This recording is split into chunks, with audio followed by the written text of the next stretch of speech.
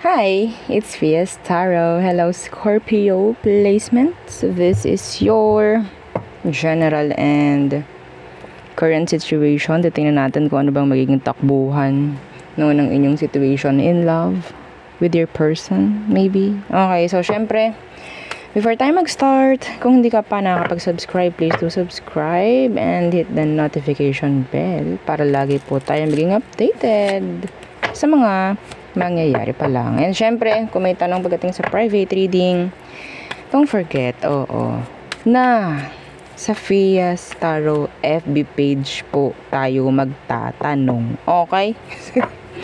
Yeah, and ganun rin pagdating po dito sa ating mga items, ha? Kung meron kayong mga tanong pagdating dyan sa ating protection from evil eye na ibinabato, yung ating love bracelet, si Granter necklace, and yung ating cord cut. Okay? So, kung may mga tanong, message po sa Fias Tarot FB page. Okay?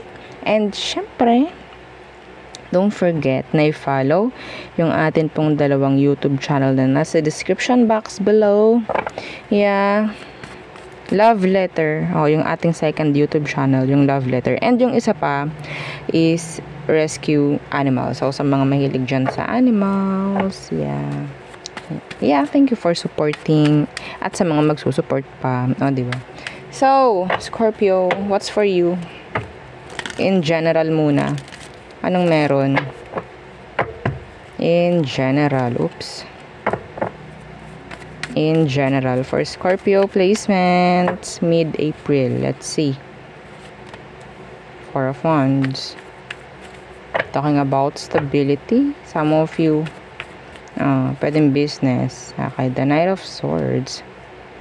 Iba sa inyo, mayroong kakonect ngayon, no? Yeah. Pwedeng iba sa inyo, pumasok sa isang relasyon bago mag mid-April or mid-April. Bago mag-end siguro ang April, meron kayong mga karelasyon. And ang bilis nito. Yeah, pero Four of Wands, this is talking about long term. Hindi nyo aasahan, hindi mo aasahan na magiging matatag. Okay?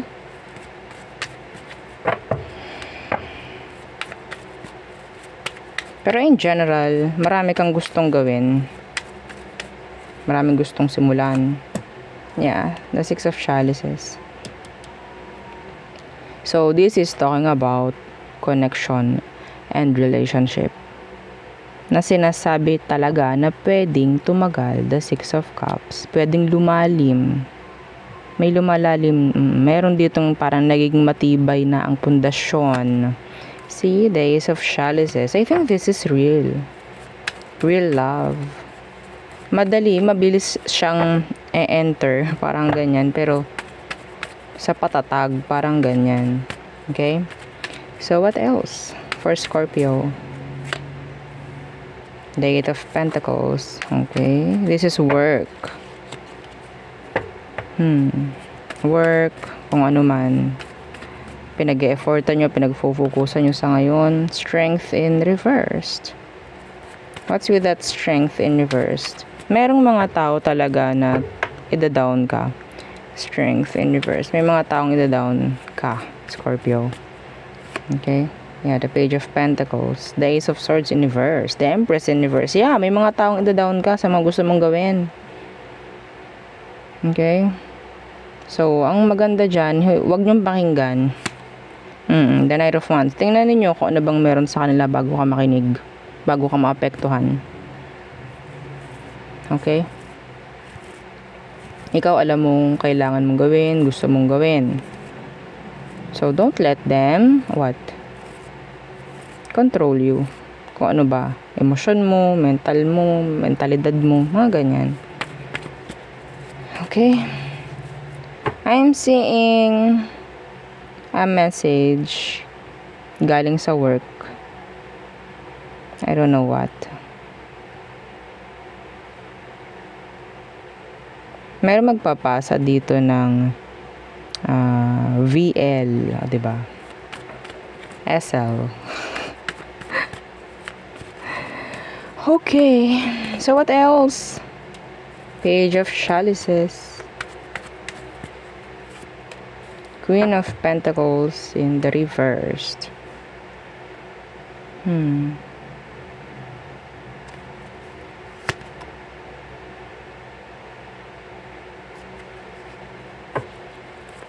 What's with this Queen of Pentacles in reversed? The Five of... Oh. Hindi mo raw kailangan maging superhero, di ba? Yeah, the Five of Wands. Hindi raw. You have to say no.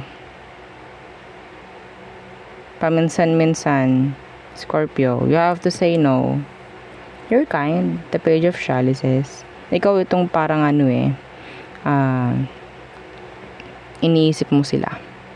Parang ganyan. Iniisip mo sila. Marunong ka mag-isip para sa iba. Pero, dumarating sa punto na ikaw itong parang, ako din, kailangan ko rin ng time. Parang ganun. So, nagkakaaberya, nagkakaroon ka ng issues pagdating sa sarili mo, sa schedules mo, whatsoever.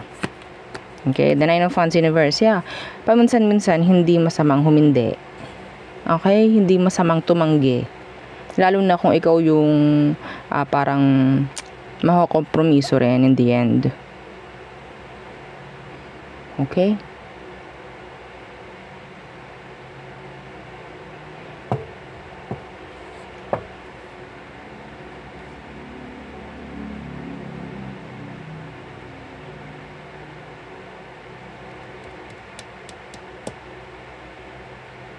Yeah, yun lang. Akin nakikita rito. Providing, helping. Dito, itong huling to. Yeah, the Knight of Pentacles. Oops.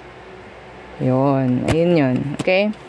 So, tayo tumungo na sa current situation mo in love. Let's see. Scorpio. Anong situation meron? Para sa mga Scorpio. Anong situation nyo? Current situation. The Nine of Swords in reverse. Is somebody sabihin nating nag-aalis ng stress mo. The Nine of Swords in reverse. Nothing to worry. Yeah, the Page of Wands. A connection na pwedeng nagbibigay ng kasiyahan. Pwedeng sabihin natin nakakaalis ng stress mo. Yeah, the Two of Swords.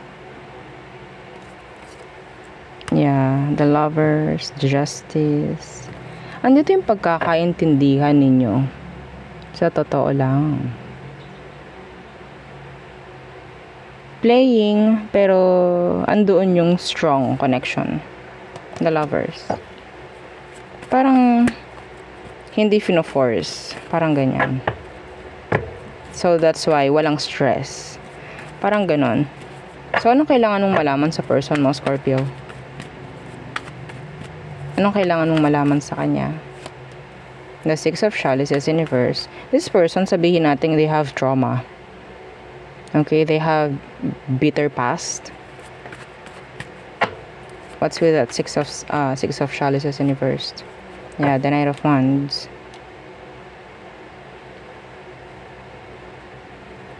I think itong taong to ngayon, binibigyan na ng direction niya yung sarili niya. Kung nagiging okay yung connection nyo, tinatry ng taong to na sabihin natin parang makigo sa kung anong direction meron kayo. Yeah, the Knight of Swords. The Two of Pentacles. Sometimes, hindi mo makikitaan itong taong to na talagang totally trusting you. Okay? Kasi, syempre, itong taong to, they have, still, scars, maybe, wounds from their past. Still licking their own wounds. Parang ganyan. Okay? But, yeah, you're helping this person to move on or to be happy. Hindi naman masama yun. Okay, they like you though. They like you. Passionate. Pagdating sa'yo. So, yeah.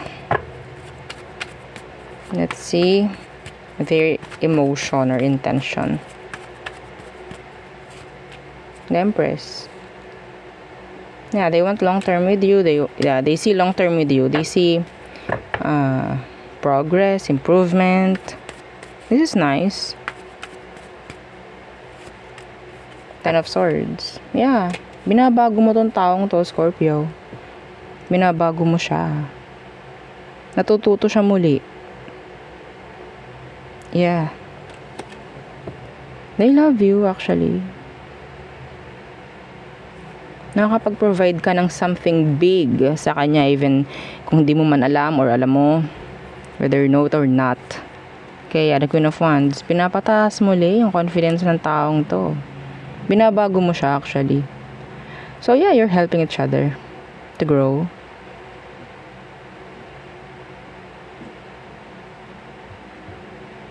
Yeah. You're a big help. Yung iba sa kanila single mother, single father. Yeah. Being the Empress. Yeah. That's somebody na may child. Let's see. Their next action towards this situation. So, medyo magaan pa, no? Oo, magaan-gaan pa. I don't know kung simula pa lang to. Page of Wands kasi is here. So, parang may namumukadkad pa lamang. Next action. The Page of Swords inversed. And learnings. I think this is learnings. The Tower in reverse. Yeah. Six of Swords. Okay. In general, itong taong tumatututong tumalikod sa mga dapat talikuran. Okay? The past. Some of them, pwedeng yung past person niya is another Scorpio. Yeah, another Scorpio.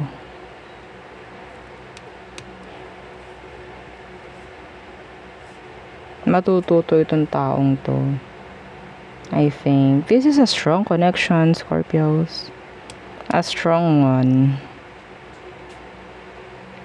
Okay, hahanapin ka lagi nito, parang. Or matututo siya from you. Parang ganyan.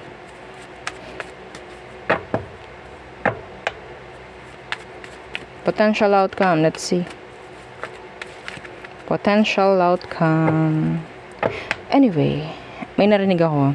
Pwedeng magtatanong na tong taong to about your past naman.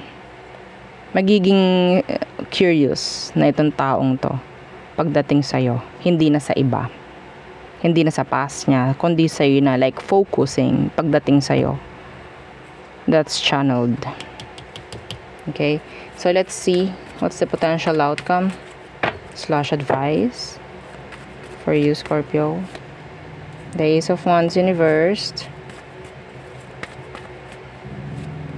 The Emperor. Yeah, this is a strong connection. We have the Empress and the Emperor. Judgment. Strength. So, I think may potential ito. Itong connection na to. Okay? So, there's a lot of improvement na pwede pang mangyari. A lot of open doors of opportunity na pagdating sa sitwasyon nyo na to, parang learning to grow with each other, parang ganyan. Yeah, the Nine of Cups. I need you, Scorpio, ganto, ganyan, para kayong tandem or para kayong partner talaga, like, yeah, kapag wala yung isa malungkot, parang ganun. Yeah, strong connection, pero matututo sa isa't isa. Okay? Some of you have here energy of age gap, age difference, because Page, Knight, and then Empress, Emperor. Okay, so we have here Death. This is talking about changes and endings. Okay, changes and endings. So the Eight of Swords. Yung mga, kung ano man ang nasa past.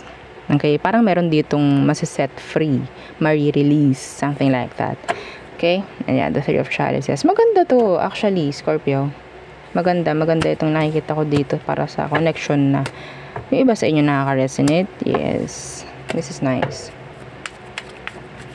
So, tayo na itumungo sa all signs. Again, don't forget to like, share, and subscribe. And yung ating dalawang YouTube channel nasa description box below. Yes, love letter and rescue animals. Yeah, yung mga mahilig sa animals. Yeah, sa brother ko yun. So, yeah. Let's help him. Let's support him. Thank you. So, okay. Aries. Nakukuha mo yung attention ni Aries. Taurus, meron ditong injustice, infidelity for some of you. Gemini, changes. Mga kailangan baguhin si Gemini. Or if I'm seeing here endings with a Gemini. Cancer, a new beginning. Yeah. Leo, sex-based connection. Some of you, this is just like sex. Virgo, gumagawa si Virgo ng hindi tama sa'yo. Scorpio. Libra, invested. They're invested. Scorpio, reconciliation for some of you, new beginning, something like that. Sagittarius, feeling content, happy. Capricorn, acceptance, changes, new beginnings for some of you. Aquarius, so this is like healing energy. Some of them, they're like willing to trust, learning to trust, parang ganyan. Some of you have to heal from a Scorpio, from a Aquarius. Pisces, a narcissistic person. I don't know. Some of them, they're angry. Okay. Manipulator. Some of them, they're like scared. Anyway, so there, yun ang aking reading for you, Scorpio placements. Again, please don't forget to like, share, and subscribe, and follow our FB page and yung dalawang YouTube channel na nasa description box below. Thank you. Bye.